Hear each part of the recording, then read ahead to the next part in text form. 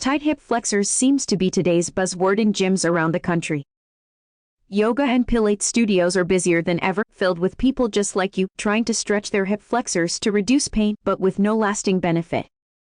And if you really don't know what it means to have tight hip flexors, then you are wasting your time with the stretching you have been doing. Yes, stretching is good, it's great. But if you are not addressing all the muscles related to having tight hip flexors, then you will continue to suffer. To really get to the root of stretching tight hip flexors and finally relieving the pain you are having, you will need to strengthen your core and your glutes as well. To do exactly this, to truly stretch tight hip flexors and alleviate what is unnecessary pain in your life, all you need is a few new stretches and exercise that will loosen your tight hip flexors. ONCEANDFORALL. What are tight hip flexors?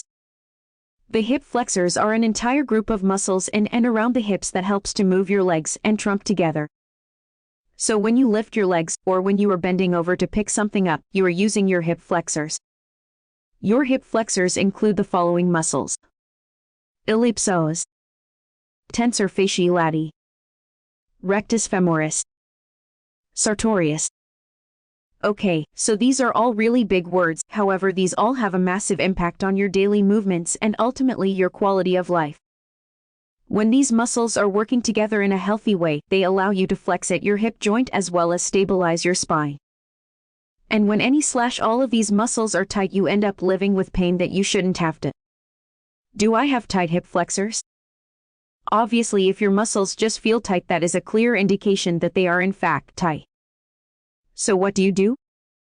You stretch them, of course. And what is the result? Not a whole lot, or at least nothing that seems to have any real impact or lasting effect as far as improving things. Other signs that you have tight hip flexors can include any or all of these: tightness and aching in your lower back, particularly when standing; poor posture, pain and difficulty standing up straight; tightness and pain in your neck; pain in your glutes. Do this simple test to see if you have tight hip flexors. Still not sure? This ONESIMPLE test will determine if you have tight hip flexors. Lying on your back on a table or bench, pull one knee up toward your chest and hold it there. Let the other leg relax downward over the edge of the table. It helps here to have someone hold that leg for you so you can do it slowly. If your hip flexors are fine, you should be able to fully extend the thigh so it is parallel to the floor and bend your knee to 90 degrees without the thigh rising up. INYDIFFICULTYWITHTHESIMOVMENTSINDICIATSTIGGTHIPFLEXORS. This is what is causing your tight hip flexors. Honestly, sitting is the #1 cause of tight hip flexors. Let's be honest, we are a society that does more sitting now than ever before. Our jobs and much of our day can be spent sitting in front of a computer, in meetings, and driving. All this sitting is causing that ellipsoas muscle to shorten, creating very tight hip flexors with painful results. Add to this a weak core area and you really do have a recipe for disaster. Even high-caliber athletes suffer from tight hip flexors. Seriously.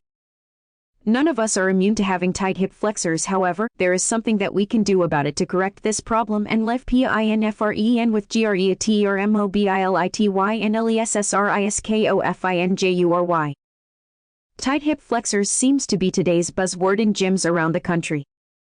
Yoga and Pilates studios are busier than ever, filled with people just like you, trying to stretch their hip flexors to reduce pain, but with no lasting benefit. And if you really don't know what it means to have tight hip flexors, then you are wasting your time.